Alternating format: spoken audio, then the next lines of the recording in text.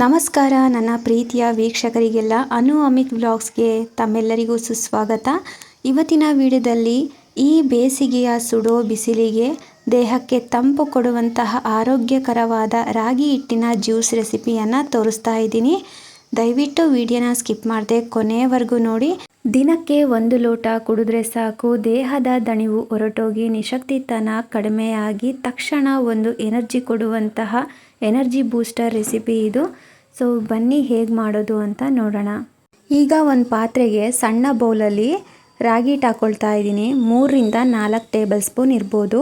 ಹಾಗೆ ನೀರು ಕುಡಿಯೋ ಲೋಟದಲ್ಲಿ 1 ಲೋಟದಷ್ಟು ನೀರು ಹಾಕ್ಕೊಳ್ತಾ ಇದ್ದೀನಿ. ಸೊ ನೀರು ಹಾಕ್ಕೊಂಡ್ಬಿಟ್ಟು ಗಂಟು ಇಲ್ಲದೆ ಇರೋ ರೀತಿ ನೀಟಾಗಿ ಮಿಕ್ಸ್ ಮಾಡ್ಕೊಳ್ಬೇಕು. ನೋಡಿ, ಈ ರೀತಿ ನೀಟಾಗಿ ಮಿಕ್ಸ್ ಮಾಡ್ಕೊಂಡಿದ್ದೀನಿ. ಈಗ ಗ್ಯಾಸ್ ಮೇಲೆ ಇಟ್ಕೊಂಡ್ಬಿಟ್ಟು ಮೀಡಿಯಮ್ ಫ್ಲೇಮಲ್ಲಿ ಒಂದು 3ರಿಂದ 4 ನಿಮಿಷ ಮೀಡಿಯಮ್ ಫ್ಲೇಮಲ್ಲಿ ನಾವು ಬೇಯಿಸ್ಕೊಳ್ಬೇಕಾಗುತ್ತೆ ರಾಗಿ ಹಿಟ್ಟನ್ನು. ಸೊ ನಾವು ರಾಗಿ ಸರಿ ಮಾಡ್ಕೊಳ್ತೀವಿ ಅಲ್ವಾ, ಅದಕ್ಕೆ ಬೇಯಿಸ್ಕೊಳ್ಬೇಕು. ಕೈ ಬಿಡ್ದ ಮಿಕ್ಸ್ ಮಾಡ್ತಾನೆ ಇರಬೇಕು, ಯಾಕಂದರೆ ಕುದಿಬೇಕಾದ್ರೆ ಗಂಟುಗಳಾಗೋ ಚಾನ್ಸಸ್ ಇರುತ್ತೆ. ಹಾಗೆ ಬಿಟ್ಬಿಟ್ರೆ ಅದಕ್ಕೋಸ್ಕರ ಮಿಕ್ಸ್ ಮಾಡ್ತಾನೆ ಇರಬೇಕು.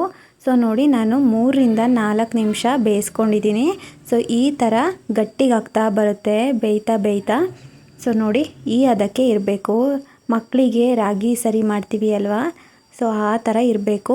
ಈಗ ಇದಾಗಿದೆ. ಗ್ಯಾಸ್ ಫ್ಲೇಮ್ನ ಆಫ್ ಮಾಡಿಬಿಟ್ಟು ನಾನು ತಣ್ಣಗಾಗೋದಕ್ಕೆ ಬಿಡ್ತಾಯಿದ್ದೀನಿ. ಈಗ ರಾಗಿ ಸರಿ ತಣ್ಣಗಾಗೋಷ್ಟರೊಳಗೆ ಮಜ್ಜಿಗೆ ಮಾಡ್ಕೊಳ್ಳೋಣ. ಸೊ ಮಜ್ಜಿಗೆ ಮಾಡ್ಕೊಳ್ಳೋದಕ್ಕೆ 1 ಕಪ್ಪಷ್ಟು ಮೊಸರನ್ನ ಒಂದು ಪಾತ್ರೆಗೆ ಹಾಕ್ಕೊಂಡು 3 ಕಪ್ಪಷ್ಟು ನೀರನ್ನು ಹಾಕ್ಕೊಳ್ತಾ ಇದ್ದೀನಿ. ಸೊ ಹಾಗೆ ಉಪ್ಪು ಹಾಕ್ಕೊಳ್ತಾ ಇದ್ದೀನಿ ರುಚಿಗೆ ತಕ್ಕಷ್ಟು. ಈಗ ಮಜ್ಜಿಗೆ ಮಾಡ್ಕೊಳ್ಳೋಣ. ಸೊ ನಾನು ಹ್ಯಾಂಡ್ ವಿಸ್ಕರಿಂದ ಮಜ್ಜಿಗೆ ಮಾಡ್ಕೊಳ್ತಾ ಇದ್ದೀನಿ. ಸೊ ನೀವು ಕಡ್ಗೋಲಿದ್ದರೆ ಕಡ್ಗೋಲಿಂದ ಮಜ್ಜಿಗೆನ ಕಡ್ಕೊಳ್ಬೋದು. ಸೊ ನೀರು ಹಾಗೆ ಮಾಡ್ಕೊಳ್ಬೇಕು, ಮಜ್ಜಿಗೆನ ಫುಲ್ ಗಟ್ಟಿಗೆ ಮಾಡ್ಕೊಳ್ಬೇಡಿ. ಸೊ ನೋಡಿ, ಈಗ ಮಜ್ಜಿಗೆನ ರೆಡಿ ಮಾಡಿ ಇಟ್ಕೊಂಡಿದ್ದೀನಿ. ಸೊ ಈಗ ಇಲ್ಲಿ ರಾಗಿ ಸರಿ ತಣ್ಣಗಾಗಿದೆ ನೋಡಿ, ಈ ರೀತಿ ಫುಲ್ಲು ತಣ್ಣಗಾಗಿರಬೇಕು. ಸೊ ಈ ಥರ ಸ್ಪೂನಲ್ಲಿ ಒಂದು ಸಲ ನೀಟಾಗಿ ಮಿಕ್ಸ್ ಮಾಡ್ಕೊಂಡ್ಬಿಟ್ಟು ರೆಡಿ ಮಾಡಿ ಇಟ್ಕೊಂಡಿರುವಂತಹ ಮಜ್ಜಿಗೆನ ರಾಗಿ ಸರಿಗೆ ಹಾಕ್ಕೊಳ್ತಾ ಇದ್ದೀನಿ. ರಾಗಿ ಸರಿಗೆ ಮಜ್ಜಿಗೆ ಹಾಕ್ಕೊಂಡಾದ್ಮೇಲೆ ಚೆನ್ನಾಗಿ ಮಿಕ್ಸ್ ಮಾಡ್ಕೊಳ್ಬೇಕು. ಫುಲ್ಲು ನಯಸ್ಸಾಗಿ ಇರಬೇಕು, ಆ ಥರ ನೀಟಾಗಿ ಮಿಕ್ಸ್ ಮಾಡ್ಕೊಳ್ಬೇಕು. ಸೊ ನೋಡಿ, ಮಿಕ್ಸ್ ಮಾಡಿಬಿಟ್ಟು ತೋರಿಸ್ತಾ ಇದ್ದೀನಿ. ಈ ಥರ ನೀಟಾಗಿ ಮಿಕ್ಸ್ ಮಾಡಿಕೊಂಡು ಈಗ ತರಕಾರಿ ಹಾಕ್ಕೊಳ್ತಾ ಇದ್ದೀನಿ. ಮೀಡಿಯಮ್ ಸೈಜ್ದು 1 ಈರುಳ್ಳಿ ಚಿಕ್ಕದಾಗಿ ಕಟ್ ಮಾಡಿ ಹಾಕ್ಕೊಳ್ತಾ ಇದ್ದೀನಿ. ಹಾಗೆ 2 ಹಸಿಮೆಣಸಿನ್ಕಾಯಿ ಹಾಕ್ಕೊಳ್ತಾ ಇದ್ದೀನಿ. ಹಾಗೆ 1 ಟೇಬಲ್ ಸ್ಪೂನು ತುರಿದಿರುವಂತಹ ಶುಂಠಿ ಹಾಕ್ಕೊಳ್ತಾ ಇದ್ದೀನಿ. ಹಾಗೆ 1 ಟೇಬಲ್ ಸ್ಪೂನು ಜೀರಿಗೆ ಪುಡಿನ ಹಾಕ್ಕೊಳ್ತಾ ಇದ್ದೀನಿ. ಹಾಗೆ ಸ್ವಲ್ಪ ಕೊತ್ತಂಬರಿ ಸೊಪ್ಪು ಹಾಕ್ಕೊಳ್ತಾ ಇದ್ದೀನಿ. ಸೊ ನಾವು ಮುಂಚೆನೇ ಉಪ್ಪನ್ನ ಸೇರಿಸಿರೋದ್ರಿಂದ ಮಜ್ಜಿಗೆ ಮಾಡುವಾಗ ಈಗ ಉಪ್ಪನ್ನ ಹಾಕ್ಕೊಳ್ತಾ ಇಲ್ಲ. ಸೊ ನಿಮಗೆ ಉಪ್ಪೇನಾದರೂ ಕಮ್ಮಿ ಅನ್ನಿಸ್ತು ಅಂತಂದರೆ ಇನ್ನೂ ಸ್ವಲ್ಪ ಉಪ್ಪು ಹಾಕ್ಕೊಂಡ್ಬಿಟ್ಟು ಮಿಕ್ಸ್ ಮಾಡ್ಕೊಳ್ಳಿ. ಸೊ ನೋಡಿ, ಇದೆಲ್ಲ ತರಕಾರಿನ ಹಾಕಿಬಿಟ್ಟು ಚೆನ್ನಾಗಿ ಒಂದು ಸಲ ಮಿಕ್ಸ್ ಮಾಡಿಕೊಂಡ್ರೆ ರಾಗಿ ಅಂಬಲಿ ಸೂಪರಾಗಿ ರೆಡಿಯಾಗುತ್ತೆ. ತುಂಬಾ ಟೇಸ್ಟಿಯಾಗಿರುತ್ತೆ.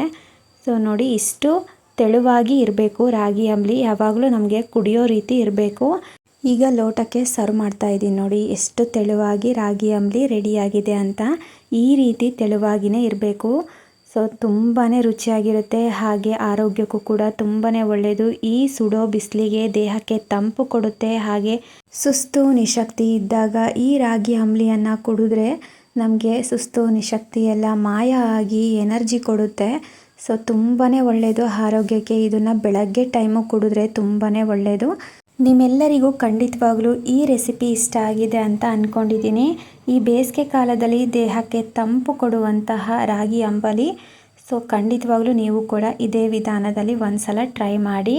ನಿಮ್ಮೆಲ್ಲರಿಗೂ ಖಂಡಿತವಾಗ್ಲೂ ಈ ರೆಸಿಪಿ ಇಷ್ಟ ಆಗಿದೆ ಅಂತ ಅಂದ್ಕೊಂಡಿದ್ದೀನಿ. ಇಷ್ಟ ಆಗಿದ್ದರೆ ಪ್ಲೀಸ್ ನನ್ನ ಚಾನಲ್ನ ಸಬ್ಸ್ಕ್ರೈಬ್ ಮಾಡ್ಕೊಳ್ಳಿ. ಹಾಗೆ ಲೈಕ್ ಮಾಡೋದನ್ನು ಮಾತ್ರ ಮರಿಬೇಡಿ.